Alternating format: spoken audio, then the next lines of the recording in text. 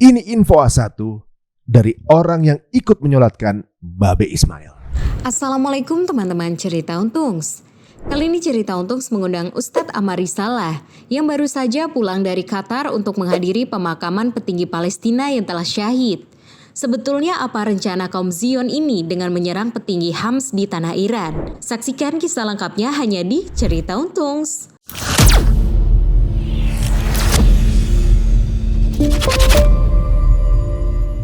Assalamualaikum warahmatullahi wabarakatuh. Alhamdulillah kembali lagi di Cerita Untungs. Dan terima kasih untuk supportnya. Semoga kita masih tetap bisa memberikan tayangan-tayangan yang bergizi teman-teman semuanya ya. Berikut ini kita akan ketemu dengan salah seorang ya, bisa dibilang dia seorang influencer juga ya dalam pergerakan dakwah. Dan beliau juga ikut menyolatkan, kita nggak bisa sebut langsung sih ya, Babe Ismail. Mudah-mudahan teman-teman tahu semua ya. Inilah dia, Syekh Rizal Ahmar. Assalamualaikum warahmatullahi wabarakatuh. Waalaikumsalam warahmatullahi wabarakatuh. Sehat antum? Alhamdulillah. Baru pulang nih dari Doha. Baru. Dan di sini keberangkatan kemarin itu dalam rangka ikut menyolatkan ya. Takziah ya. Takziah ya. Menyolatkan juga dapat. Gitu. Berapa orang yang hadir di sana? Pandangan mata sih 10.000. 10.000 ya. 10.000. Dan sampai waktu kemarin kalau nggak salah, entah TRT, entah Al Jazeera atau entah Middle East Eye ya, ada satu postingannya yang datang bukan umat Muslim ternyata. Betul, ada orang Yahudi juga. Kita lihat ada orang Yahudi. Mereka mencari tiket untuk bisa ke sana gitu ya. Iya. Ada yang Israel ikutan rally pro Palestina negaranya, kemudian ingin melihat langsung penghormatan untuk sesuatu. Padahal dia bukan Muslim gitu ya. Betul. Tapi menarik ya nih. Seperti apa ya? Beliau pemimpin yang juga dihormati oleh bukan cuma Muslim ya. Betul. Bagaimana keadaan di sana ketika pemakaman? Pertama, saya melihat ulama-ulama itu pada datang di saf pertama dan saya juga menyapa para ulama itu gitu ya. Ada Syekh Ali Hasan Dedeo, nah itu dan ada juga Syekh Ali Al-Qaradawi. Itu dia adalah Presiden Ikatan Ulama Dunia, gitu ya. Lalu kalau ulama yang dari muridnya Syekh Al-Albani, ada Abu Ishaq Al-Huwaini, itu juga ada, dan banyak lagi. Lokalnya? Kalau lokal, ya itu kan mereka tinggal di sana. Enggak bukan maksudnya kita dari ulama Indonesia. Orang Indonesia. Saya ketemu sama teman-teman hampir dari semua ormas Indonesia yang punya cabang di sana. Di antaranya ada teman-teman dari PCNU, gitu ya, yang ada di Qatar sana. Terus Ustadz Bahtiar Nasir. Berangkat juga, ya? Berangkat ke sana. Pak Yusuf Kala dan memang bersahabat dengan Babe Ismail gitu ya. Dan banyak lagi. Jadi memang di situ sempat ada rush tiket ya waktu itu kan, betul. Karena kebetulan Syekh Hussein itu lagi podcast di kita tuh. Kejadian malam itu dia mau berangkat, tiketnya udah sulit gitu kan. Betul.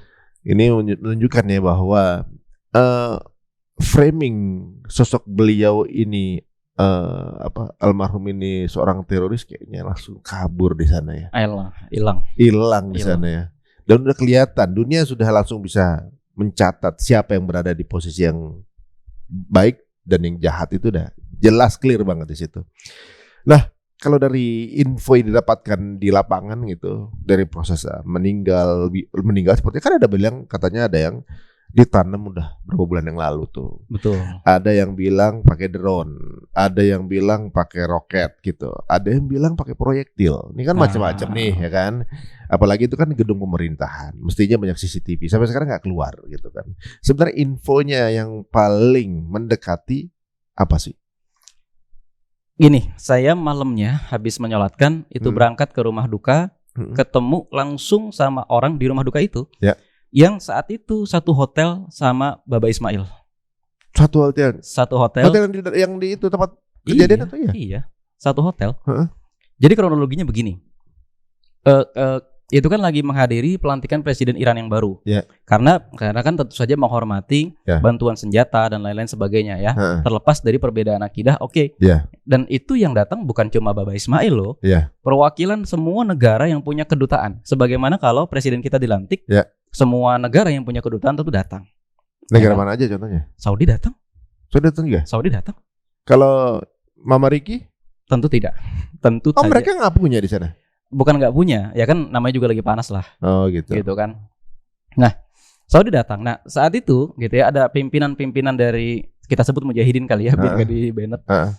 Yang datang itu ada beberapa, dan yang saya dengar ceritanya adalah orang yang 2 jam sebelum kejadian dia cerita, saya lagi nonton Al Jazeera, kata dia, sama Baba Ismail itu tentang terbunuhnya Fuad Syukr, jenderalnya Hizbullah, jenderal lapangan Hizbullah, dan kami sama-sama menganalisis, kata beliau begitu. Ngomong-ngomong namanya Abu Umar. Yang namanya Abu Umar, dia salah satu anggota biro politik, atau ya intinya pengurus pusat lah gitu ya. Lalu kemudian sekian jam kemudian selesai, kami istirahat ke kamar masing-masing. Dia bilang beda lantai, satu lantai tapi beda kamar.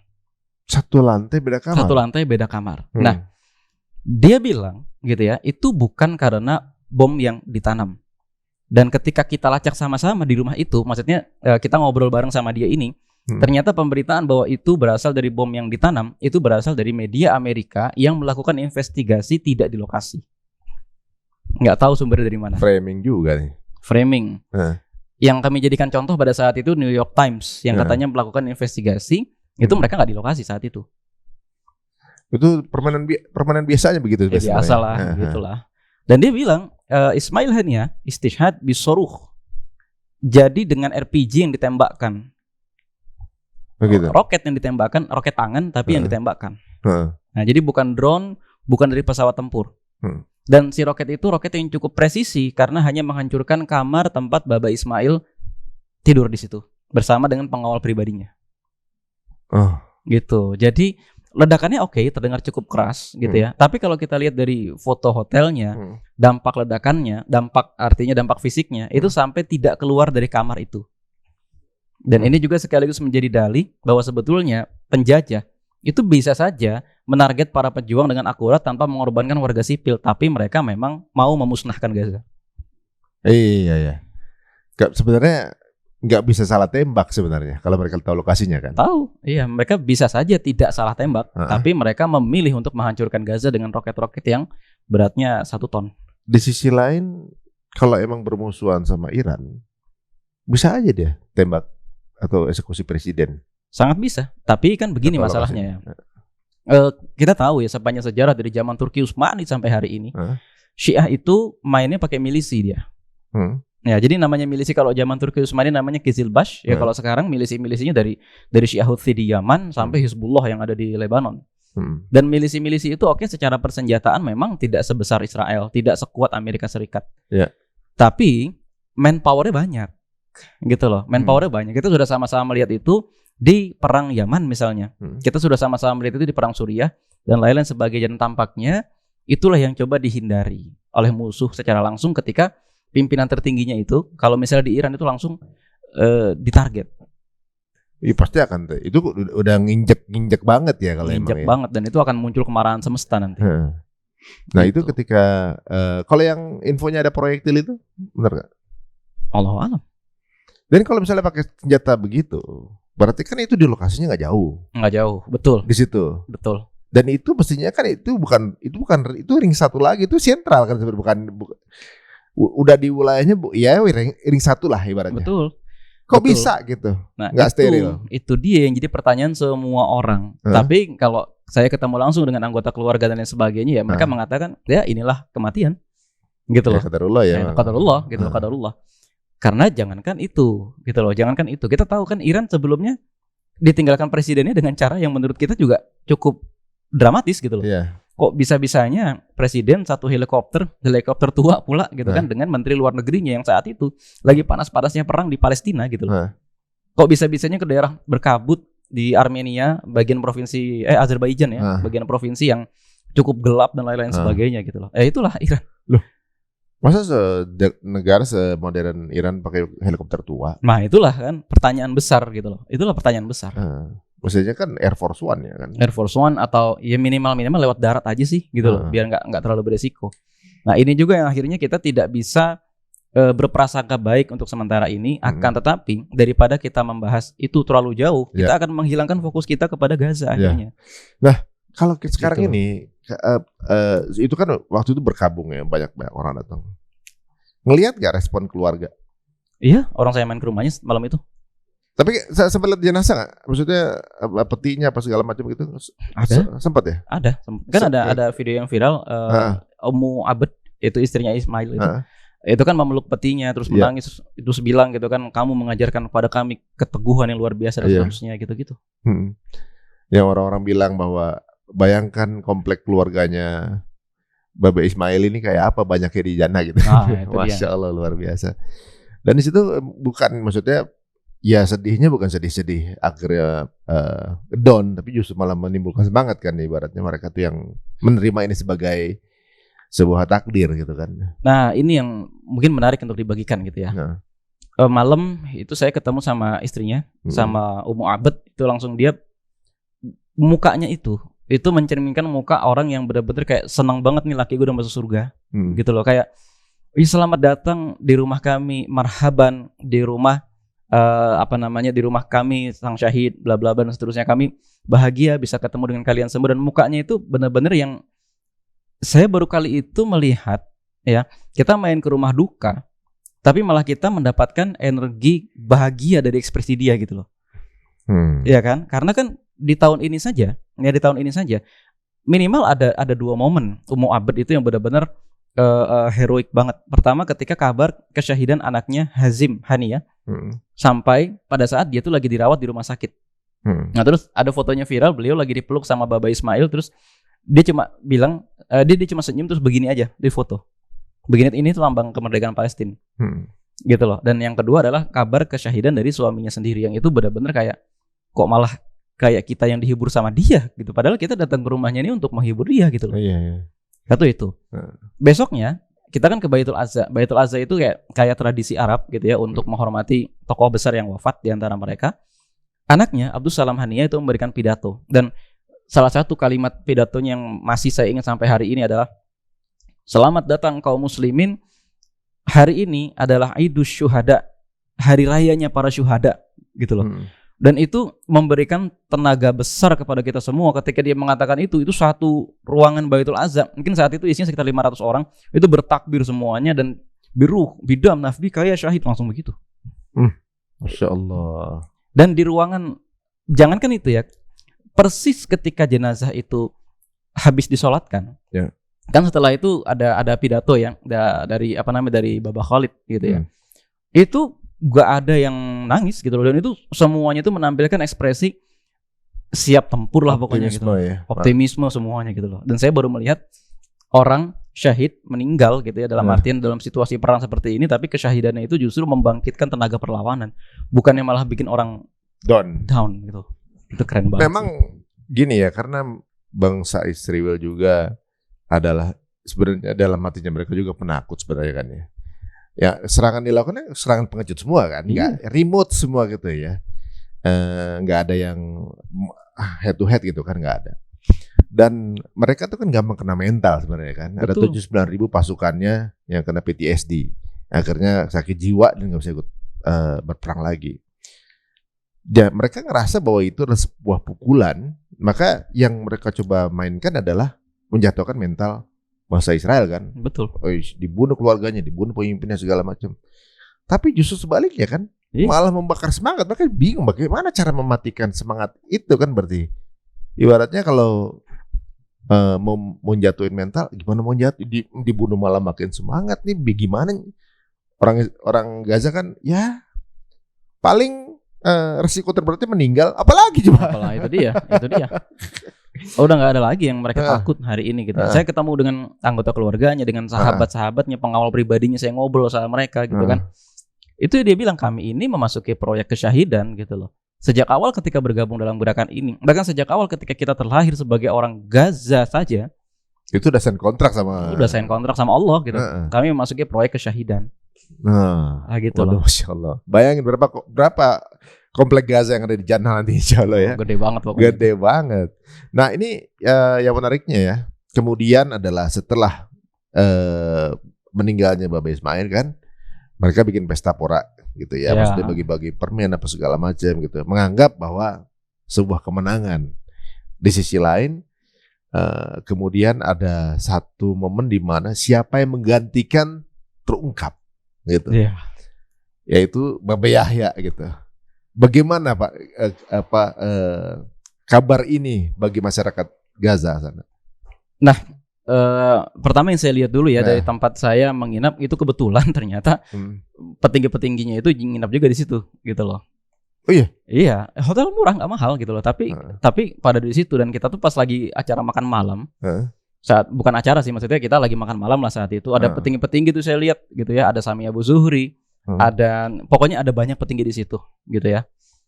Itu tiba-tiba ada rilis dari Harokah yang pokoknya mengucapkan selamat kepada Komandan Yahya Sinwar telah terpilih sebagai ketua biro politik. Gue tuh langsung semuanya bersorak, yes gitu. Intinya dari sorakan-sorakan itu adalah ini adalah orang terbaik yang bisa memimpin kita. Ini adalah orang terkuat yang bisa memimpin kita hari ini. Dan kalau saya lihat di telegramnya orang-orang Gaza gitu ya, ada channel Nusairat, ada channelnya orang-orang Rafah dan lain-lain sebagainya, itu mereka pada bersorak gitu loh.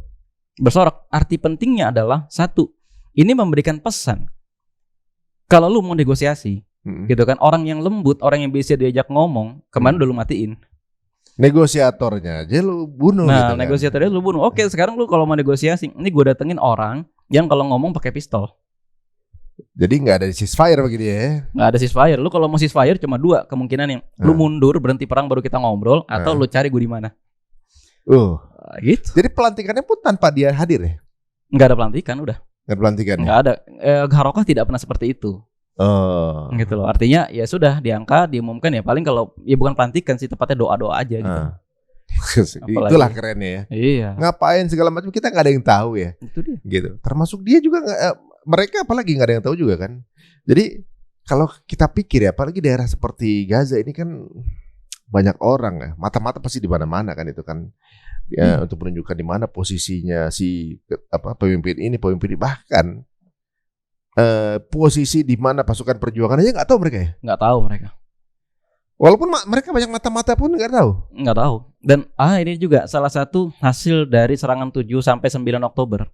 Ya di awal ketika mereka tuh menyerang sekitar 50 titik militer, mereka tuh mendapatkan data nama-nama mata-mata mereka yang ditanam di dalam Gaza. Berapa orang?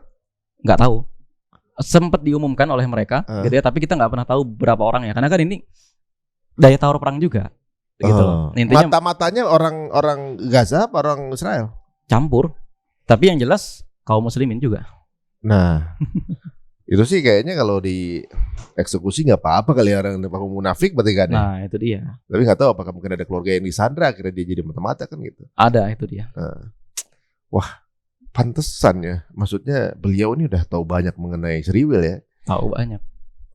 Sebenarnya dicari nggak sih beliau nih sama mereka? Dicari banget. Makanya kan ketika setelah serangan tanggal 7 Oktober itu, dia hilang gitu loh. Dia hilang. Karena oleh tanzim askarinya atau oleh pasukan militernya itu langsung dimasukkan ke bawah tanah, karena pasti orang atau pasti musuh akan berpikir bahwa ini orang nih yang merencanakan. Gitu loh. Dan ketika dia bisa ditarget nanti, ini akan menjadi lambang kekalahan sekali gitu loh. Gitu kan, makanya dia langsung ditaruh di bawah tanah di mana yang tidak bisa sama sekali ditemukan. Dan saat itu segala sesuatu yang langsung diatur oleh pasukan militer. Jadi kita udah nggak tahu di mana gitu loh. Maksudnya dengan kehebatan intelijensi terbaik di dunia katanya kan? Mitos itu. Ternyata nggak ada apa-apanya. Nggak ada apa-apanya, itu mitos itu. Jadi mitos baru ketahuan sekarang nih. Iya. Tapi sekarang ini kayaknya semua jadi terbuka ya. Iya. Bahwa yang dibilang tim intelijen terbaik di dunia nggak juga. Nggak juga. Udah 10 bulan ini gak ketemu-temu kan? Iya.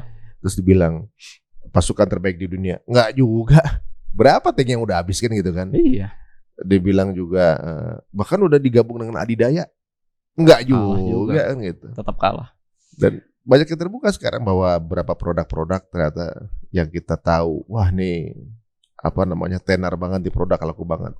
Ternyata tanpa dukungan konsumen dari kaum muslimin, ternyata mereka produk yang ambruk-ambruk juga gitu.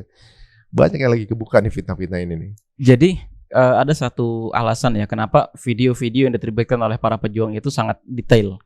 Tanknya diliatin meledaknya kayak apa gitu kan. Termasuk tentaranya tuh diliatin ketembus armornya. Karena kan penjajah itu jualan itu.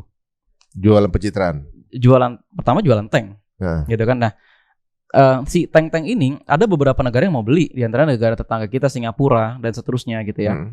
Dan video-video yang menampilkan tank itu rusak atau meledak dengan mudah dengan senjata yang bahkan nurunin pasar, jatuhin pasar itu. dan armor, dia apa namanya jaket khusus yang ada pelindung keramik ya dan lain sebagainya, helm khusus yang dibeli sama negara kita gitu ya katanya. Masih rumor sih, tapi saya udah melihat ininya sih, bukti-bukti bahwa itu memang dibeli sama kita. Ternyata bisa ditembus oleh senjata buatan tangan yang namanya sniper atau senapan Al-Ghul. Jatuhin pasar banget udah. Mirip nama Ismail Al-Ghul itu ya? Mirip nama Ismail Al-Ghul, tapi yang membuat Adnan Al-Ghul. Terinspirasi dari nama itu. Tapi berarti sebenarnya semua yang dia jual itu sebenarnya kebanyakan pencitraan berarti? Pencitraan seperti aja. halnya negaranya berarti? Betul. Negaranya kan naik gara-gara pencitraan ya? Nah, dan itu juga bukan negara sebenarnya. Iya ya? Bukan negara sebenarnya. Kalau kita lihat ada rekaman-rekaman yang bocor di Yediot Ahrono dan lain sebagainya. Wilayah seluas kira-kira 20 km dari Gaza itu sudah penuh dengan rumah-rumah yang hancur karena diserang oleh para pejuang dan itu nggak diberitain. Tapi ada juga yang mungkin yang nggak mereka beritain. Sebenarnya korban mereka berapa sih? Nah, kalau kita lihat satu, kenapa kok Ben Gvir, Menteri Keamanan mereka tuh ngotot untuk merekrut 10.000 kaum Yahudi Haredim yang tidak mau berperang. Ya. Nah, terus yang kedua, rumah sakit itu, rumah sakit Israel seperti Beilinson dan lain sebagainya itu kok nekat mengumumkan pasien yang datang kepada mereka dari kalangan militer yang tidak mau diumumkan oleh IDF-nya mereka. Karena korbannya sangat besar dan ada yang mengatakan 10.000, bahkan dalam sebuah sidang di Knesset ada yang mengatakan sampai 20.000. Dan itu bukan sipil loh, tentara semua. Iya, memang yang masuk ke situ tentara kan? Ya masuk situ tentara. Salah sendiri kan gitu ya. Itu dia, artinya kan tewasnya korban sipil, bobotnya beda kalau yang tewasnya tentara. Iya. Nah gitu loh. Kalau tentara, kalau sipil genocide jatuhnya. Kalau sipil genocide, dan di satu sisi tewasnya orang-orang sipil itu tidak akan melemahkan militer. Iya. Tapi kalau yang tewas ini militer, ini akan melemahkan mereka. Dan udah gitu, lebih mending tewas daripada cacat. Karena kalau cacatnya akan jadi beban negara. Karena kan tunjangan. Jawab, ya? Iya, dirawatnya lama banget dan seterusnya.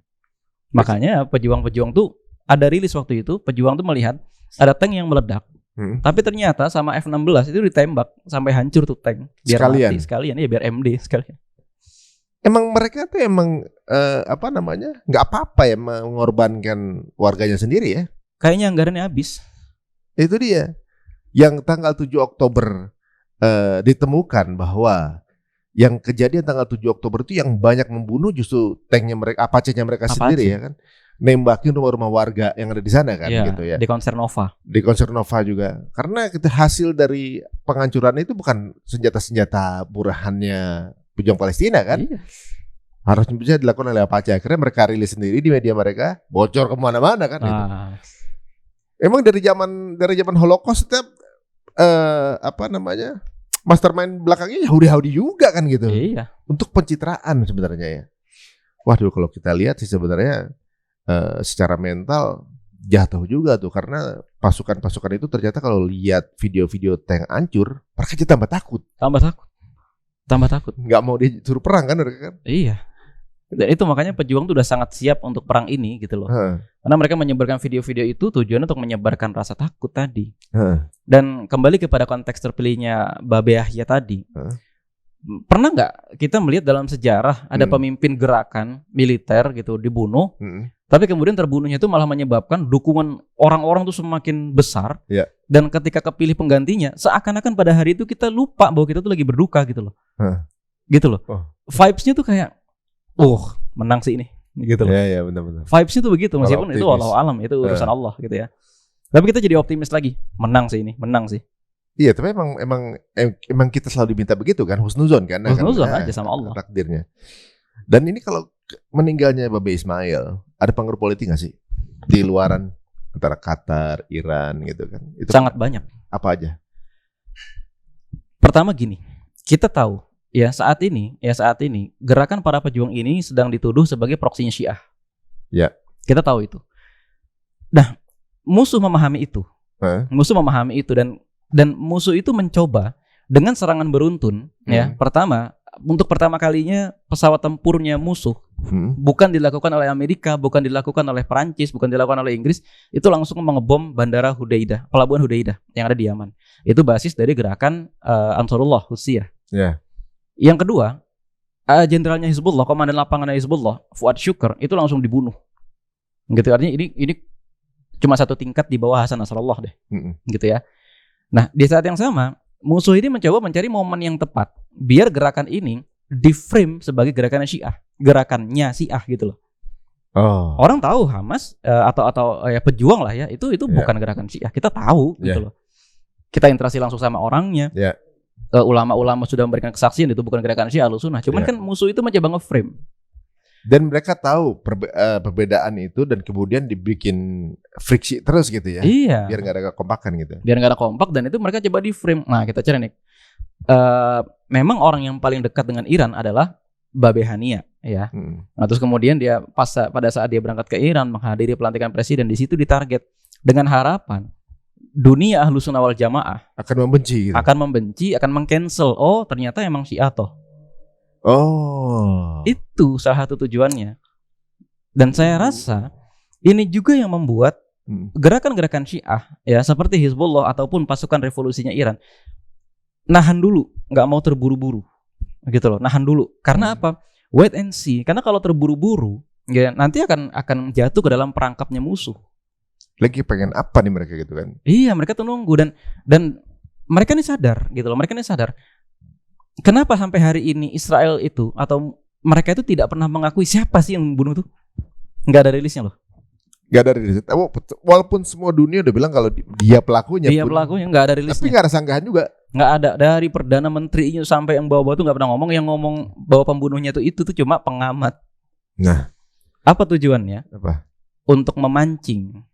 Kalau seandainya Iran tuh gegabah langsung membalas begitu saja, kan nggak ada yang ngaku nih siapa pembunuhnya. Ya. Maka yang melanggar seolah-olah nanti melanggar, maka ada alasan untuk sekutu-sekutunya mereka ini menyerang Iran. Siapa sekutunya? Kalau nggak Amerika ya Inggris. Pinter juga sih. Ini makanya sebetulnya ini semua tipu daya si perdana menterinya itu, si Pak Benyamin itu. Ya. Biar apa? Ini dia akan membawa perang ini menjadi perang kawasan.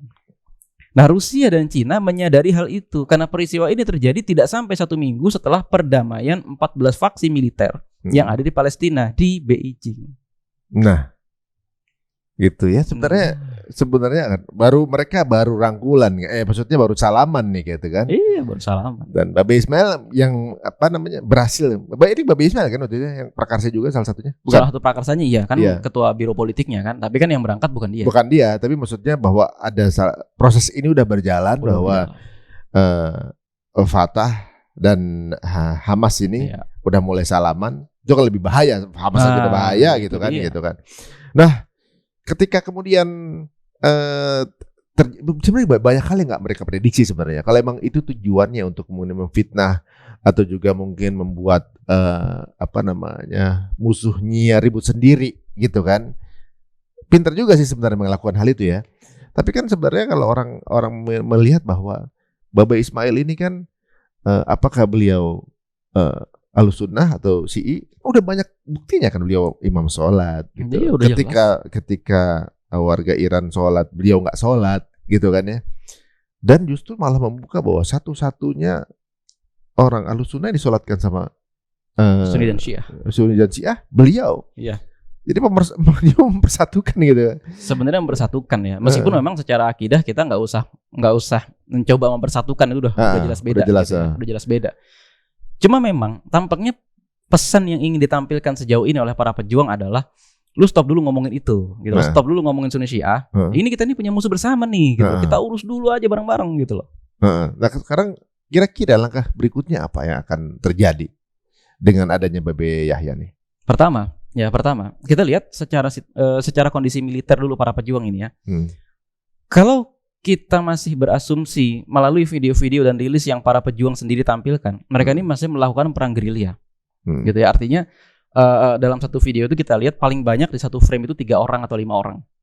Artinya dalam sekali operasi itu paling banyak, kalaupun operasi itu gagal dan ditembak oleh rudal berkekuatan besar, maka yang syahid paling banyak 5 orang. Dan kalau dalam satu hari terjadi maksimal 10 operasi, maka paling banyak dalam satu hari itu yang syahid 50. Gitu terus. Intinya memang gak dikumpulin ya. Memang gak dikumpulin. Dan singkat cerita kalau misalnya kita lakukan perhitungan sampai akhir sampai hari ini, maka di antara mereka yang syahid, kalau kita terima asumsi 50.000 sampai 60.000 orang pejuang, maka yang syahid di antara mereka itu baru sekitar 10.000 sampai 12.000 orang. Artinya nggak sampai setengah kekuatan para mujahidin itu berkurang.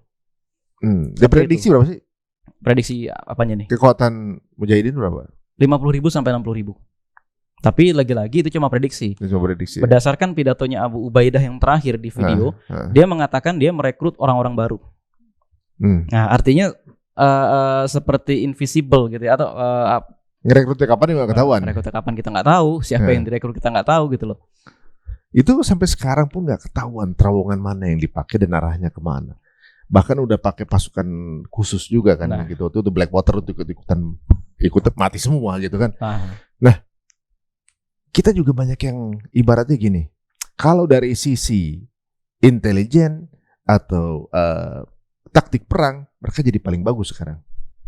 Ibaratnya kan nggak kedetek, jadi paling bagus dong. Betul. Sampai sekarang nggak ketahuan ada di mana, nongol di mana. Bahkan daerah yang dibilang udah dikuasain oleh mereka, itu adalah daerah ketemu serahan Sandra waktu itu kan? Iya. Mereka nggak tahu nongolnya dari mana, apa dari dalam bumi, dari mana nggak ketahuan kan? Bawa mobil lagi kan gitu kan? Itu kemudian mereka ini kan, kalau yang di atas kelaparan, yang di dalam bumi pasti lebih lapar dong. Pasti lebih lapar. Bagaimana itu transfer makanannya untuk puluhan ribu orang itu? Bagaimana sanitasinya? Bagaimana transportasinya?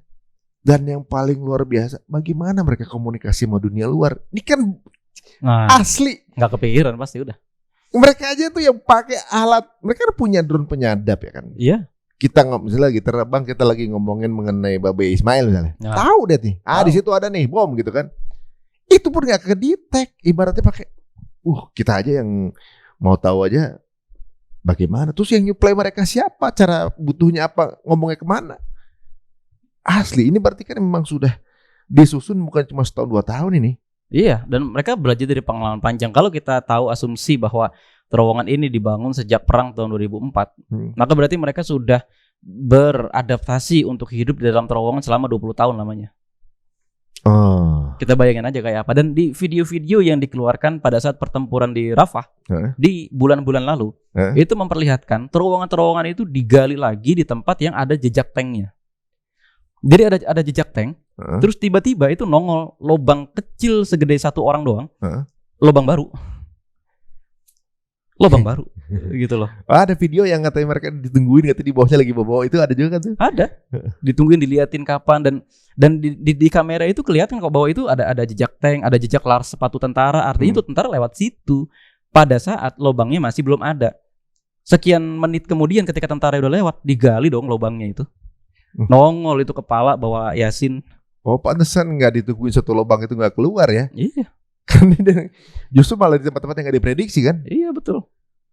Aduh, benar-benar mana bawa bomnya COD lagi. Nah, taruh aja gitu kan. Langsung misi kiriman gitu ya. Nah kira-kira kalau sekarang nih, ada nggak sih prediksi strategi yang akan dijalankan sama Bang Yahya? Pertama, kalau saya lihat dari video-video yang keluar setelah Babe Yahya terpilih, itu agak lain ciri khasnya. Satu, menampilkan para pejuang dalam kondisi cukup nyantai. Lagi ada sasaran nembak ya, pakai senapan algol itu sambil makan keripik, kakinya naik ke atas kursi, makan keripik, nungguin. Terus musuh tuh tembak, langsung begitu. Terus video selanjutnya keluar setelah mereka melakukan operasi pengeboman gitu ya. Mereka tuh bikin pizza dengan barang-barang seadanya, terus mereka makan pizza rame-rame. Gitu. Terus ada lagi yang menunjukkan bahwa mereka tuh lagi rapat gitu loh, di kayak kosan gitu ya, lagi rapat, terus ada yang lagi baca buku, ada yang lagi baca Quran. Tanda-tanda semiotiknya ingin menampilkan bahwa mujahidin kita tuh dalam keadaan santuy, nggak stres, nggak kayak lo pada gitu loh. Santuy, baca Quran, ngaji-ngaji gitu-gitu loh. Kayaknya itu yang pertama. Ngabisin IDF, makanan sehari-hari aja biasa. Makanan gitu. Sehari-hari lah gitu ya. Yang kedua, ini yang lebih ekstrimnya lagi. Video-video COD-nya tuh makin sering. Iya benar. Artinya apa yang mereka tunjukkan? Gue nggak ada takut-takutnya lo sama lu pada gitu loh. Di video penyergapan di Talil Sultan di Rafah, itu bahkan ada video yang tanknya itu moncongnya itu ngarah ke arah kamera. Bayangin, tegang banget di video itu kan. Terus ya udah mujahidin itu lari aja bawa paket, ditaruh di bawah tanknya dan lama loh. Sekitaran 10 detikan dia pokoknya masang dulu, buka bautnya dulu, terus dia lari meledak. Apa yang coba ditampilkan kira-kira dari sini?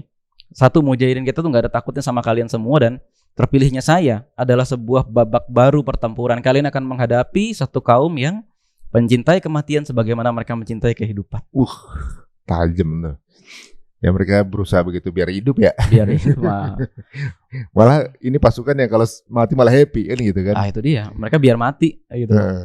Nah kalau sekarang bagaimana percaturan politik dunia nih kalau kita lihat kan habis terpilihnya Bang Yahya nih.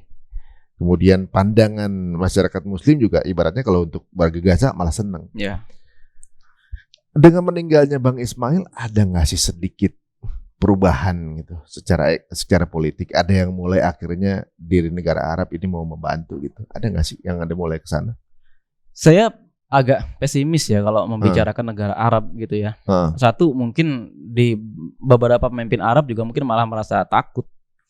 Karena mereka merasa gue bisa dibunuh kapan aja nih sama mereka gitu loh. Satu itu. Tapi masalahnya adalah gitu ya. Yang kedua, bisa jadi sebagian pemimpin Arab akhirnya merasa Baba Ismail ini teman gue gitu loh. Lu bunuh teman gue gitu loh. Dan akhirnya bisa jadi ya ke depan di samping mereka merasa takut, ya mereka juga akan merasa lu musuh berarti gitu loh.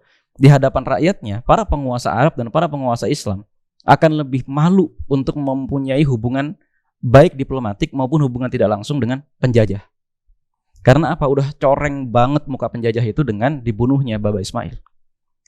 Tapi beberapa negara kan masih ada yang negara Arab masih ada yang salaman sama mereka kan? Masih. Nah itulah. Tapi kalau ada kemungkinan ada nggak sih kemungkinan tinggal nunggu trigger doang itu negara-negara Arab, apa itu Qatar kayak atau Mesir kayak atau Yordan gitu, ada nggak sih ada yang cuma nunggu trigger aja gitu kan? Turki katanya kemarin udah mulai mau begitu juga. Ini cuma lip service atau gimana? Saya rasa berat karena justru itulah yang diinginkan oleh Pak Benyamin. Kenapa emang? Kalau perang kawasan itu terjadi, satu negara lagi aja join perang, perang ini tidak akan selesai dan dia akan berkuasa lebih lama. Itu yang diinginkan. Malah kepengennya ada perang kawasan. Betul. Dia itu gagal mendapatkan trofi kemenangan di Gaza. Maka dia ingin mencoba mendapatkan trofi kemenangan lain di negara lain. Dia mencoba menyerang Lebanon, akan tetapi ternyata Hizbullah terlalu kuat buat dia. Dia mencoba melemahkan perjuangan Palestina secara umum dengan membunuh Haniyah, tapi ternyata kok negara-negara Islam kelihatannya makin sulit. Nah, para pemimpin dunia ini sadar. Dia ini lagi coba mancing agar perangnya ini lebih panjang lagi, agar lebih lama lagi. Dia ambil studi mungkin di perang Suriah, dia ngambil studi mungkin di perang di Yaman. Ketika ada variabel negara lain itu masuk, maka perangnya akan lebih panjang dan orang yang terlibat di dalam peperangan tersebut relatif akan berkuasa lebih lama lagi. Nah, Pak Benyamin ini itu kan udah di demo habis-habisan sama rakyatnya untuk turun gitu kan, kekuatan oposisinya udah goncang dia gitu kan, dan dia juga lagi dikenain kasus korupsi, dia diseret ke pengadilan internasional dan seterusnya gitu kan, dan dia tahu dia harus tetap menciptakan keributan karena emang nggak ada no way back. Nggak ada no way back. Kalau dia sekarang selesai, Pak Benyamin ini sekarang menghentikan perang, mengatakan ya saya menerima persyaratan dari para pejuang Palestina, dia cuma punya dua kemungkinan. Dia akan dipenjara seumur hidup karena kasusnya itu yang C1000, C2000 sama C4000, atau dia akan diseret ke pengadilan internasional dan dihukum mati. Hanya itu. Berarti udah nggak mungkin lagi untuk dia bisa mundur ini. Iya. Kecuali dia tinggal dia hanya tereksekusi sendiri aja nih. Iya, makanya kita sekarang cuma bisa mendapatkan dua kemungkinan menurut pola pikir dia. Dia harus menciptakan perang kawasan yang menampilkan dirinya sebagai orang yang jadi korban, gitu loh. Playing victim. Atau dia harus mengalahkan orang-orang yang ada di dalam Palestina, dan itu tidak mungkin dia lakukan. Maka yang paling mungkin dia lakukan menciptakan perang kawasan yang caranya memancing Iran. Oke. Jadi mulai kebaca ya di sini bahwa kenapa Iran diganggu? Biar Iran reaktif. Ketika reaktif maka ada alasan Israel have the right to defend themselves gitu kan. Dan Amerika akan ikut. Karena kan terjadinya bukan lagi di tanah Palestina ini nanti. Ya kan terjadinya sudah di tanahnya Iran. Gitu. Dan dia seolah-olah karena dia lagi mempertahankan diserang dari mana-mana. Jadi harum kayak pahlawan gitu kan. Dia. Jadi justru Gaza kepengen mencoba membuat bahwa perang di sini aja cukup. Betul. Nah, tapi kan ada konflik di dalam nih, ya. Konflik di dalam Israel sendiri kan. Beberapa parlemennya mengundurkan diri. Bahkan ada menteri-menterinya juga mengundurkan diri juga. Ada juga pasukannya udah mulai protes gitu kan. Ya, Memang yang apa namanya? Ben Gvir ya, yang masih ini banget tuh. Itu sayap kanan ya? Sayap kanan jauh itu. Dia banget yang kayaknya ngotot juga gitu kan. Internal mereka gimana sih? Kita dengar kan udah bobrok. Emang begitu atau gosip aja? Sejak jauh sebelum perang ini memang sudah sangat bobrok mereka. Kenapa? Karena memang sosok Pak Benyamin ini bukan orang hebat, gitu loh. Ya dia adalah orang yang korup, ya, dan dia adalah orang yang membawa negara mereka ini ke arah yang hancur dah pokoknya. Satu itu. Yang kedua, sayap kiri dan sayap tengah mereka itu juga sadar bahwa orang ini terlalu lama berkuasa dan terlalu banyak menyebabkan kebijakan-kebijakan yang membuat negara mereka dimusuhi sama negara-negara luar. Iya. Siapa mastermind-nya? Mastermind-nya adalah orang-orang seperti Ben Gvir dan Bezalel Smotrich. Yang kebijakan dia ini diarahkan untuk kita harus segera mencaplok Al-Aqsa untuk membangun bait sucinya mereka. Dulu kan kita dengar serangan 7 Oktober karena ada rencana dalam waktu dekat mau dimulai seremoni pembangunan bait itu kan. Betul. Merasa mereka udah di atas angin dan prosesnya udah tinggal jalan doang di tahun 2024. Sapi-sapinya juga dikirim katanya gitu kan. Emang itu tetap dijalanin dengan keadaan kayak gini?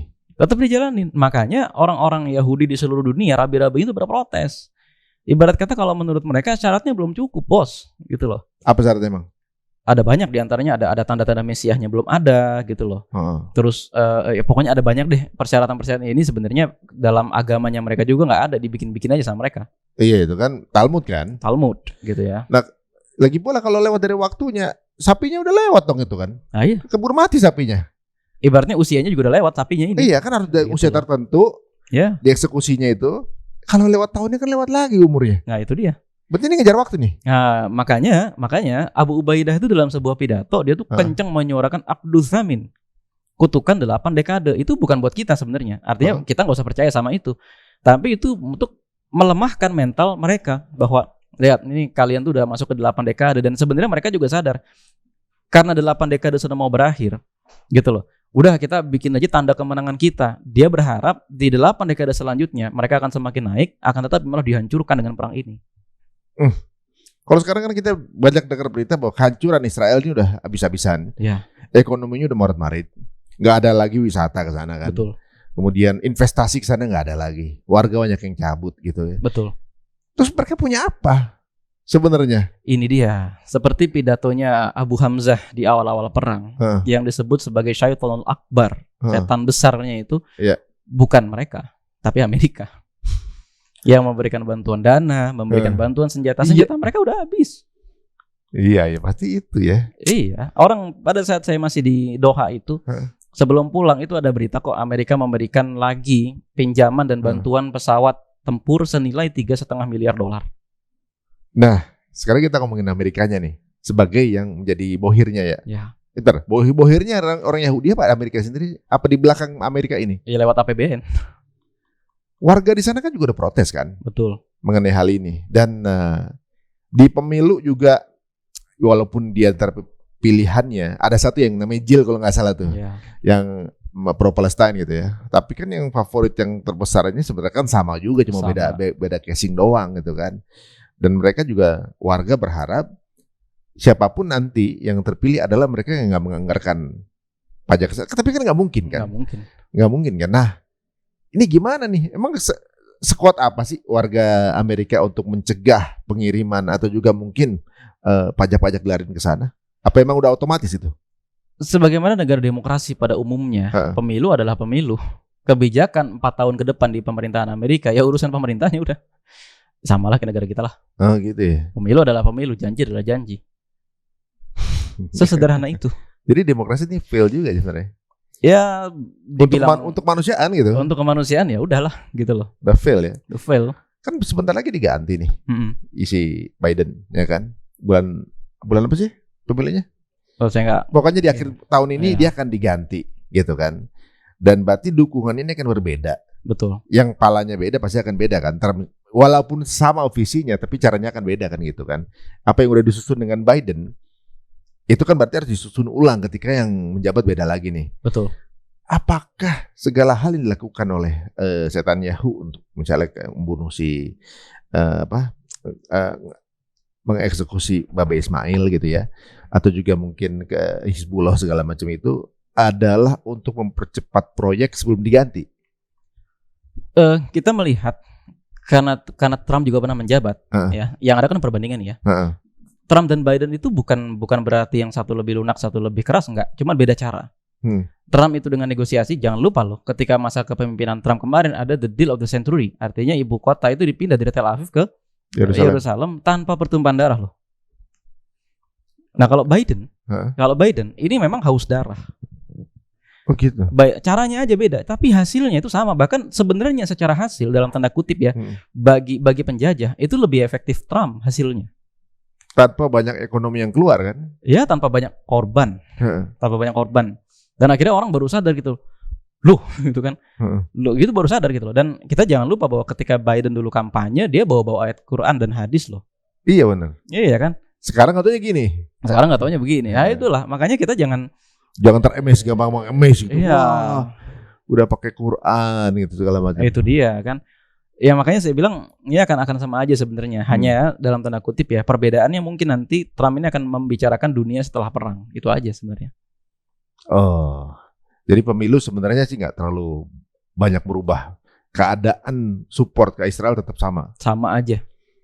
Jadi harapan-harapan apa yang bisa kita dengar sekarang ini? Selain memang ada sesuatu kejutan yang akan dilakukan oleh Bang Yahya. Saya tidak bisa berharap ya kecuali ketika kaum muslimin, terutama negara-negara Ahlussunnah itu mau bersatu. Gini deh, saya minta deh gitu loh. Bisa nggak sih 3 negara Islam yang terdekat dengan Palestina yang cukup kuat deh gitu ya, antara Mesir, Arab Saudi misalnya, atau siapalah yang maulah gitu loh. Kirimkan aja berapa ribu pasukan untuk membebaskan perbatasan Rafah, masukin aja truk ke dalam sana. Nggak usah tembak-tembakan sama musuh, nggak usah. Yang penting izinin truk masuk. Yang penting izinin truk masuk, kawal. Dah, terserah lu mau caranya lu mau perjanjian damai kayak sama Benyamin kayak. Mau lu caranya buka kedutaan, terserah lu, tapi yang penting lu bisa nggak ngirimin pasukan lu untuk menjaga perbatasan Rafah, pasukan internasional lah itu misalnya kan. Itu truk berapa ribu masuk. Satu itu, bisa nggak? Kalau emang kalian semua udah nggak bisa, nggak mau secara langsung melawan musuh, alasannya banyak lah. Ada alasan ekonomi, ada alasan keamanan, ada alasan itu politik dan seterusnya. Oke, bukain lah tuh Rafah, bukain. Kalau emang kita banyak banget alasannya, satu itu. Terus yang kedua, sebagaimana disampaikan oleh berbagai aktivis kepalestinaan yang lain, buat kita yang ada di Indonesia itu kita bisa apa? Satu, saya memang cukup prihatin banyak orang yang tidak terhubung dengan Masjidil Aqsa. Alasannya satu, sederhana banget. Dia tidak terhubung dengan agama Islam secara umum. Agamanya Islam, oke, tapi belum mendalam pengetahuannya. Al-Aqsa itu di mana? Gitu loh. Pernyataan bahwa Al-Aqsa itu aman, ini menandakan bahwa dia tidak memahami bahwa perangnya di mana, Palestina itu apa, dan musuh itu siapa. Bahwa tepi barat dan Gaza itu memang beda tempat, gitu loh. Bahwa Al-Aqsa itu adalah tempat suci. Bahwa ini tuh bagi saya sudah bukan lagi isu kemanusiaan sejak awal, ini isu agama. Iya jelas. Iya jelas, saya selalu sampaikan di mana-mana. Kalau memang mereka mengatakan isu kemanusiaan, oke, kalau begitu mari kita tukar antara tepi barat dan Gaza atau Palestina ini dengan tanah random yang ada di Indonesia, biar mereka nggak usah invasi orang Palestina deh. Gitu loh. Mau nggak mereka? Contohnya, mau nggak mereka Palestina diganti dengan Depok, mau nggak mereka? Karena memang yang tertulis di dalam kitab mereka ya Palestina, maka sejak awal ini isu agama. Nah makanya kita untuk melawan mereka, kita kenali dulu musuh kita siapa. Dalam Al-Quran sudah ada kok. Dalam surat Al-Baqarah, ya, Ali Imran dan seterusnya udah lengkap banget sifat-sifatnya orang Yahudi seperti apa. Dalam surat Al-Isra udah lengkap banget cara melawan mereka seperti apa dan seterusnya. Itu loh. Dan inilah kenapa di antara kita dunia Islam tidak bisa bersatu. Karena tingkat pengetahuan kita lemah sekali, gitu ya. Dan saya ngobrol banyak sama orang Palestina. Kenapa orang-orang Indonesia ini tidak terlalu banyak bisa mengakses berita-berita tentang kepalestinaan? Sederhana masalahnya, tidak bisa bahasa Arab. Iya juga ya. Iya. Tapi memang ya mungkin sekarang ini akhirnya mungkin dikasih ya momen sama Allah ya. Di leverage ya, orang jadi kepengen banyak yang kepo akhirnya banyak juga negara luar yang paham itu Nakba apa, akhirnya mereka jadi pro Palestine gitu kan, sampai kampus-kampus 10 terbaik dunia aja akhirnya ya profesor gitu, nggak akan nyupport tanpa mereka paham, ya kan? Mereka lihat sejarahnya, oh udah tahu yang benar siapa gitu. Nah, ini sebenarnya ya di satu sisi memang secara edukasi keuntungan, bukan keuntungan ya, belum ada keuntungannya maksudnya. Secara satu sisi ada satu hikmah bahwa dunia jadi tahu bahwa yang busuk selama ini mystery will, dibuka gitu matanya kan gitu. Di satu sisi juga justru malah di community Islam sini yang melemahkan sendiri menurut saya gitu kan. Iya, betul. Banyak yang kemudian mengatakan bahwa Palestina baik-baik aja gitu. Itu gimana kalau misalnya narasi kayak gitu?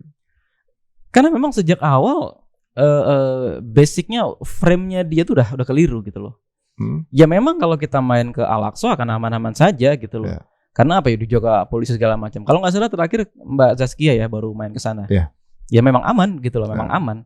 Tapi pada saat misalnya kita ke Al-Aqsa itu adalah tempat ibadah dan seterusnya gitu kan. Kita lihat di Jenin, di Nablus, di Tulkarim, di Tubas, itu orang syahid setiap hari kok, ditembak. Anak kecil. Walaupun di West Bank ya? Walaupun di West Bank. Anak kecil berangkat ke sekolah, terus di jalan ketemu sama tentara Israel atau ketemu sama orang Yahudi random, dia ditendang, diludahin, pulang lagi dalam kondisi baju udah sobek-sobek dan seterusnya. Itu kejadian setiap hari di West Bank. Ya, jadi kalau orang-orang yang ngerasa kejadian itu berawal dari, misalkan sejarah baru mulai tanggal 7 Oktober gara-gara kelompok Hamas ya misalnya. Di West Bank kan nggak ada. Kenapa ada pembunuhan setiap hari kan gitu kan? Itu dia makanya. Dan di West Bank justru brigade yang cukup besar itu sayap militer Fatah loh. Brigade Syuhada Al-Aqsa. Di Jenin, Sekretaris Jenderal Fatah Jenin itu ditangkap, namanya Alto Abu Rumailah. Itu ditangkap kok. Gara-gara apa? Dia menyuruhkan perlawanan kepada penjajah gitu loh. Dan baru semalam ada lagi Sekjen Fatah juga ditangkap lagi. Sekjen Fatah Kota Yerusalem, Al-Quds itu ditangkap juga dan seterusnya kok. Dia itu bukan Hamas. Ya, mereka nangkap dalam rangka apa? Curiga atau gimana? Bukan curiga, karena memang elemen-elemen Fatah yang cabang-cabang daerah itu menyuruhkan perlawanan. Perlawanan. Dan itu bukan Hamas, bukan Fatah. Jadi memang sudah berjalan bertahun-tahun. Jadi guys, kalau misalnya sekarang baru ngerasa bahwa ya salah sendiri, kenapa diserang tanggal 7? Nah, sebelum tanggal 7 kita udah diserang. Ya, jadi warga Palestina itu sudah di 7 Oktober kan selama 75 tahun. Jadi untuk teman-teman yang sekarang kurang teredukasi, sayang banget kalau kita sebagai orang warga Indonesia tapi edukasinya kalah dengan negara luar. Ini menyedihkan banget sih ya. Betul. Bagaimana semua juga yang menyupport sampai ngelayat aja pada datang gitu kan. Kira-kira bisa bertahan berapa lama sih pasukan perjuangan? Pertama gini, kalau kita bicara pasukan perjuangan, kita percaya bahwa di sana itu berlaku secara umum hadis Taifah Mansurah. Kalaupun pelakunya itu bukan Hamas, kalaupun pelakunya itu bukan Fatah, maka Allah akan kirimkan lagi satu kaum, satu pasukan baru yang betul-betul baru. Karena kita jangan lupa bahwa Hamas itu umurnya baru 40 tahun. Sedangkan perang ini umurnya sudah 75 tahun. Ketika kita tahu Syekh Izzuddin Al-Qassam, orang pertama yang mengorganisasi perlawanan melawan Inggris pasca deklarasi Balfour, syahid 1935. Itu belum ada Hamas. Perlawanan berjalan terus sampai puncaknya muncul Intifada pertama. Dan itu bukan Hamas. Artinya apa? Bukan masalah sekarang kita menghancurkan siapa. Akan tetapi selama penjajah itu ada, maka pasukan-pasukan baru itu akan dibangkitkan oleh Allah Subhanahu wa taala. Tapi kalau kita bicara dalam skup lokal hari ini, pasukan ini bertahan berapa lama? Saya rasa prediksi saya umumnya pasukan gerilya gitu ya, pasukan gerilya bisa 5 tahun. Bisa 5 tahun. Mereka dalam kondisi di blokade semacam ini, mereka sudah bertahan selama 20 tahun memerintah Gaza. Saya rasa kalau seperti ini terus 5 tahun pun tahan mereka. Ini padahal udah mau setahun nih guys ya. Nggak berasa ya kita ya. Nggak berasa. Udah mau setahun. Jadi walaupun mungkin kalah sekalipun, hanya cuma berganti nama ya sebenarnya. Karena perjuangan jalan terus. Jalan terus. Karena memang bukan memperjuangkan bendera kan mereka kan. Iya. Ini yang membedakan ya. Jadi teman-teman semuanya, janji Allah tuh pasti ya, ibaratnya akan ada pasukan yang tidak akan pernah terkalahkan. Jadi mereka juga nggak peduli juga kalaupun nanti mereka dikalahkan, ada juga akan memperjuangkan itu. Akan dibangkitkan lagi. Kemarin kan sempat mereka tuh musuh ini udah senang banget karena pemimpinnya meninggal. Apakah akan melemahkan? Saya baca tuh keren banget. Apakah akan melemahkan kami? Karena yang meninggal bukan cuma beliau, bilang itu. Udah banyak pemimpin kami sebelumnya yang meninggal dan kami masih tetap di sini. Ya, betul. Keren banget itu. Wah, itu rasa gitu sayang banget kenapa nggak nyetrum ya ke saudara-saudaranya yang di dekat-dekat situ. Karena orang bilang katanya kalau andai kan semua negara Arab ngencinginnya tenggelam itu. Nah, itu dia. Ya ke satu kenapa nggak nyetrum? Karena emang udah banyak banget kepentingan di balik itu, gitu ya. Satu itu. Terus yang kedua, pasca Arab Spring, ini memang kita akan buka luka lama akhirnya gitu ya. Pasca Arab Spring, negara-negara Arab itu sudah bertempur berpuluh-puluh tahun melawan saudara mereka sendiri. Dan mereka tuh kapok untuk diadu domba ketika mereka tuh mau coba godain Amerika. Godain dalam tanda kutip, artinya coba memusuhi gitu ya. Kapok mereka diadu domba gitu loh. Pemimpin-pemimpin negara Arab sekarang, siapa sih yang dari hasil pemilu? Yang benar-benar dicintai rakyat karena memang rakyat memilih mereka tuh siapa sih?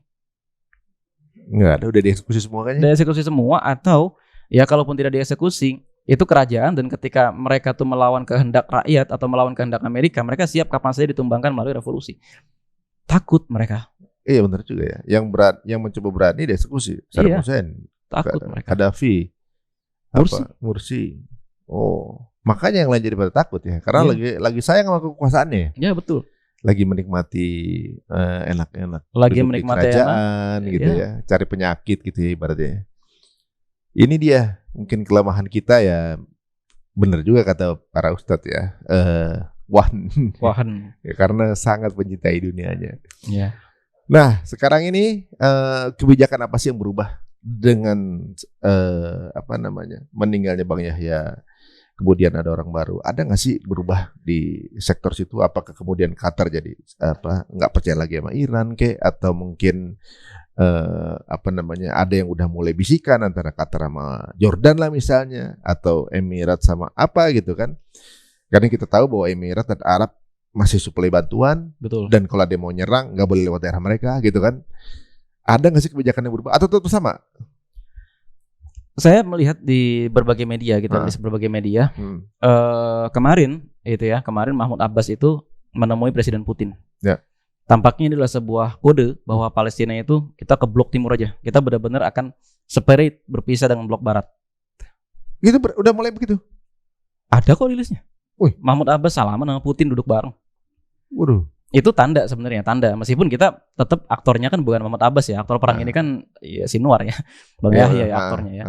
Satu itu. Terus itu bagian dari drama. Drama aja gitu kan. Kita tahu lah 2 minggu sebelum ini kan Mahmud Abbas itu nge-tweet Donald Trump itu nge-tweet surat dari Mahmud Abbas, terus dia pakai kata-kata Dear Abbas dan seterusnya gitu kan. Ini adalah sebuah sign bahwa Palestina itu sekarang udah kita bersama dengan blok timur, artinya dengan Rusia dan Cina. Satu itu. Yang kedua, Menteri Iran yang baru ini itu keliling ke negara-negara Arab, gitu ya. Ini sebenarnya memberikan pesan. Pesannya apa? Oke, kita nggak akan terburu-buru membalas, gitu ya. Akan tetapi kita tunjukkan bahwa Iran saat ini tidak dalam kondisi bermusuhan atau dimusuhi negara-negara tetangganya yang Ahlussunnah wal Jamaah. Even Arab Saudi, gitu loh. Mereka datang ke Arab Saudi? Teleponan. Yang benar? Iya. Banyak kok rilisnya. Cuman kan nggak diberitain sama orang-orang gitu loh. Lumayan tuh band juga nih.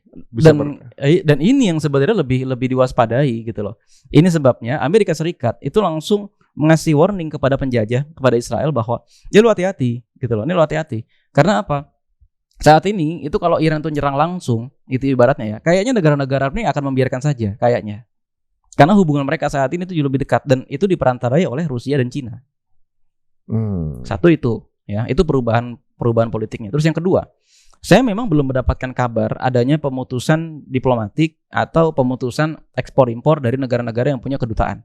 Ya, even dari Qatar sekalipun gitu ya.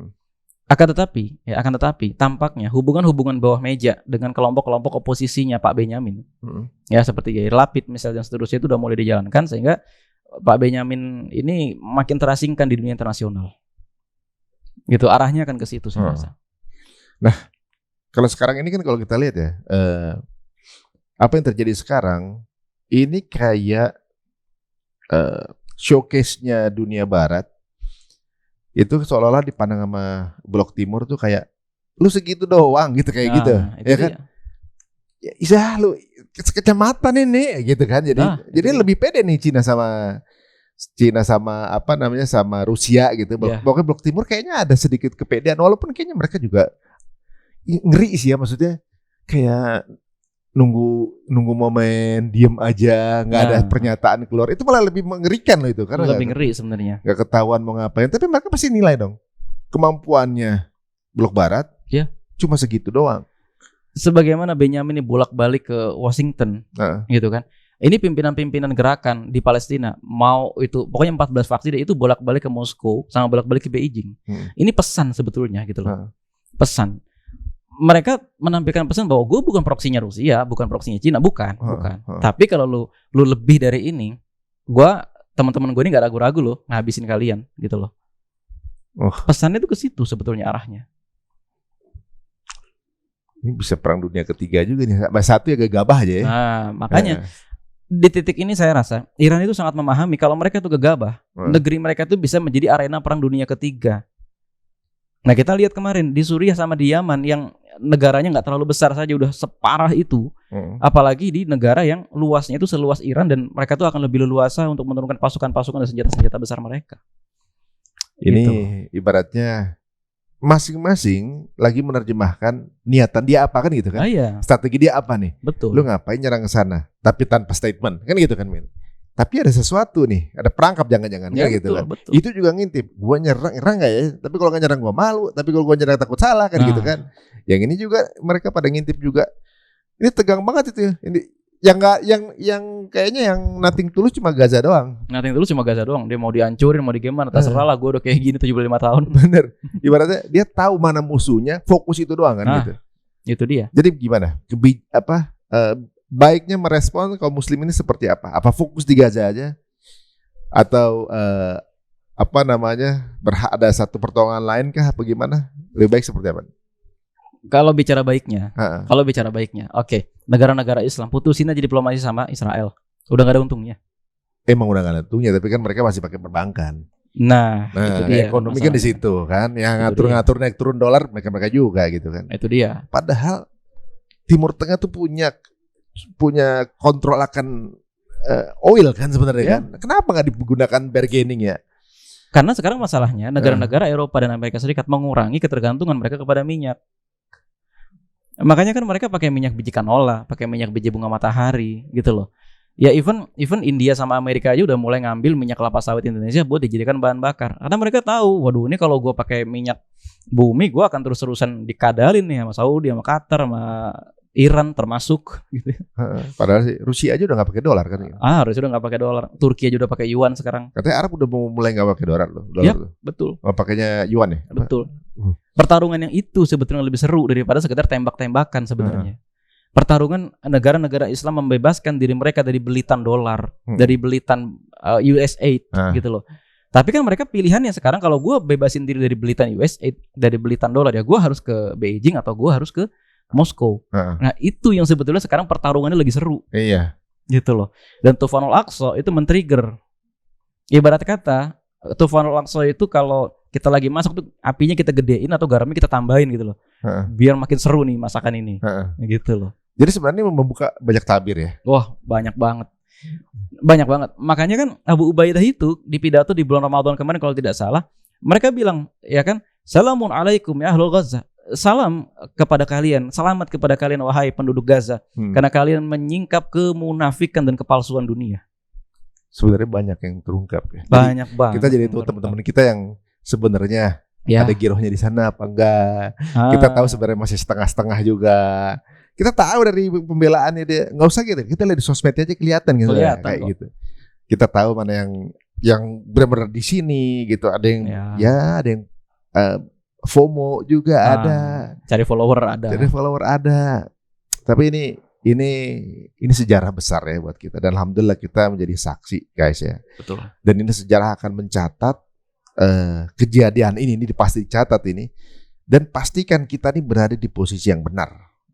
Pada saat nanti ada cucunya cerita gitu, wah dulu perang ini, wah di mana belain, itu kan malu gitu kan. Alhamdulillah, mudah-mudahan, wah apapun kondisinya, mau menang, mau kalah, gitu, kita berada di posisi itu. Waduh, jazakallahu khair nih. Jazakallahu khair. Antum nih banyak banget infonya ya, antum nih untuk di apa namanya geopolitik Timur Tengah. Emang udah dalami dari dulu atau gimana? Bukan mendalami, lebih tepatnya suka baca.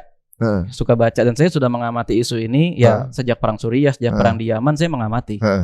Gitu loh. Dan kemarin alhamdulillah diajak sama teman-teman Bang Rizky gitu ya ke Suriah, saya membaca peta Suriah hari ini. Ketemu sama alumni Yaman gitu ya, saya membaca peta Yaman hari ini. Bahkan saya juga ngobrol gitu loh sama orang-orang Palestina secara langsung. Kemarin ketemu sama petinggi-petinggi Harokah secara langsung, baik Jihad Islam maupun Hamas. Jadi saya tahu sama mereka gitu loh, Iran tuh gimana posisinya, Lebanon tuh gimana posisinya, Mesir tuh gimana posisi dan seterusnya gitu ya.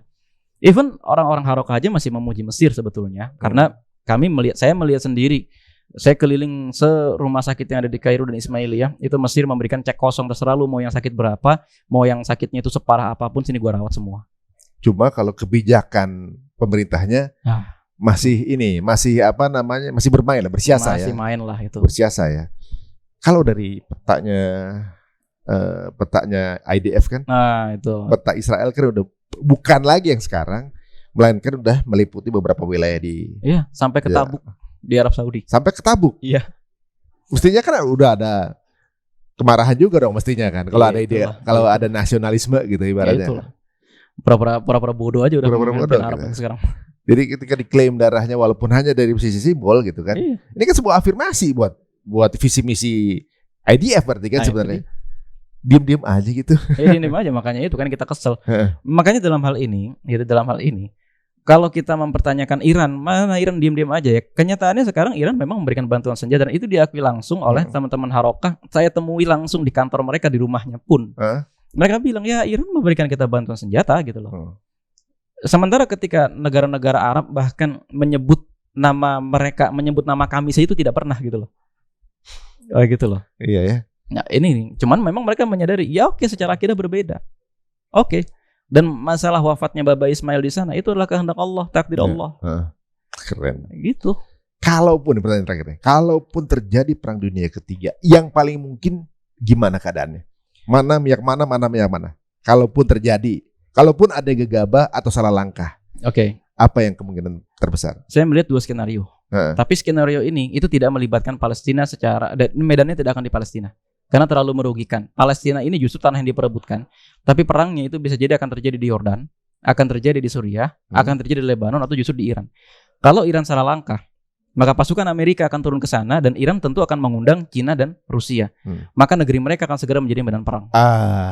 Itu kalau salah langkah. Itu pasti akan dihindari dan. Nah, dan ibaratnya pemikiran ini pasti mereka juga udah punya dong. Betul. Betul, dan Israel menyadari negara mereka dalam kondisi yang tidak stabil.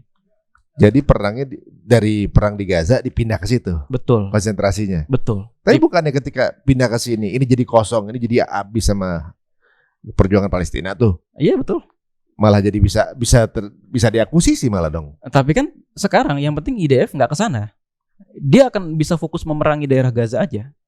Gitu loh. Dia akan bisa fokus ke sana gitu kan, sehingga nanti akan terjadi nego. Nah, nantilah yang penting sama dia tuh ibarat main catur, digebrak aja dulu papannya. Biar mulai dari awal lagi aja. Main mental ya gitu. Main mental aja. Shock gitu ya, shock terapi dulu. Makanya ini kalau dibilang Papa Benyamin lah gitu ya, si Bibi ini lagi mikirnya lagi pendek, benar.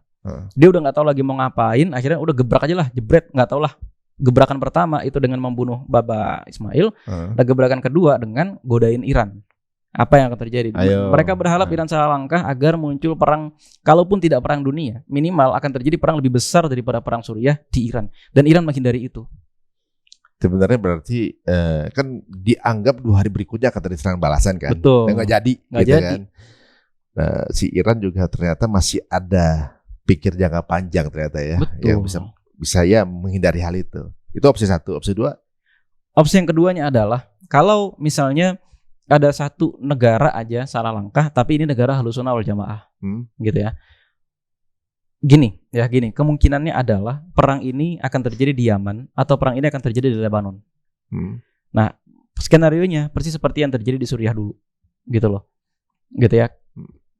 Di Yaman ini hawa-hawa luka-luka akibat pertempuran mereka tuh belum selesai loh. Masih panas banget lukanya. Di Lebanon, faksi Hizbullah itu sebenarnya musuhnya juga banyak. Baik itu dari Amerika, dari mana banyak deh pokoknya musuhnya. Ketika mereka akhirnya salah langkah gitu ya. Misalnya ya, mereka akhirnya menyerang secara langsung Tel Aviv dengan bom yang berkekuatan besar misalnya, atau pokoknya mereka melakukan serangan yang lebih besar daripada ini yang dalam rangka membalas gitu ya. Maka yang turun ini akan Amerika sama Inggris. Dan skenario ini betul-betul bagi mereka adalah skenario yang paling buruk. Gitu loh. Karena apa? Saat ini ya Sunni Syiah itu sama-sama masih menyimpan luka akibat peperangan di Suriah dan di Yaman. Dan ketika ada musuh mereka ini dilemahkan, baik yang orang Syiah merasa Ahlus Sunnah dilemahkan, maka mereka akan menyerang Ahlus Sunnah ini, dan sebaliknya. Orang-orang Ahlus Sunnah yang diwakili oleh Saudi dan lain sebagainya merasa lawannya dulu, yaitu orang-orang Syiah, di medan perang ini dilemahkan, maka mereka akan mencaplok negara ini kapan saja. Itu yang diinginkan sama mereka. Itu yang diinginkan sama mereka. Makanya Iran itu bertindak cepat. Gitu loh. Dia telepon semua perdana menteri atau semua menteri-menteri luar negeri negara-negara Ahlus Sunnah, dan sebaliknya gitu. Bahkan mereka tuh kunjungi langsung beberapa negara yang bisa mereka kunjungi. Biar apa? Tenang dulu gitu loh. Tenang dulu. Kalau enggak, ini negara gue bisa jadi medan perang, gue nggak mau itu. Oh, pantesan kemarin pas ada ibadah haji itu pengawalannya kayak militer. Lah iya. Takut ada serangan dari Iran gitu. Takut ada serangan dari Iran. Terus yang kedua takut tiba-tiba Houthi ngapain gitu kan. Nah itu. Menarik juga ya ternyata. Dan dua opsi ini adalah dua opsi yang berisiko sebenarnya. Iya, dua opsi yang berisiko, dan Benyamin tahu ini. Makanya dia coba kita godain aja Iran tuh. Gitu dia. Tapi memang nggak ada opsi yang damai ya. Nggak opsi ada. Dia emang opsi perang, nyawa Opsi semua perang. udah tuh. Bagi faksi kiri atau bagi faksi tengahnya mereka, opsi damai ada. Dengan cara mereka turunin Netanyahu, udah kita perjanjian gencatan senjata aja sama orang Palestina, udah selesai. Kita bangun Two state lagi solution. kita. Bukan two state lah, seenggaknya berhenti dulu perangnya. Oke. Ini Yair Lapid gitu ya, bagi orang-orang yang bukan faksi kanan lah. Tapi bagi faksi kanan udah nggak ada jalan keluar, karena kalau misalnya kita berhenti sekarang, ya kita diseret pengadilan internasional, bos. Gitu. Nah itu ya. Wah.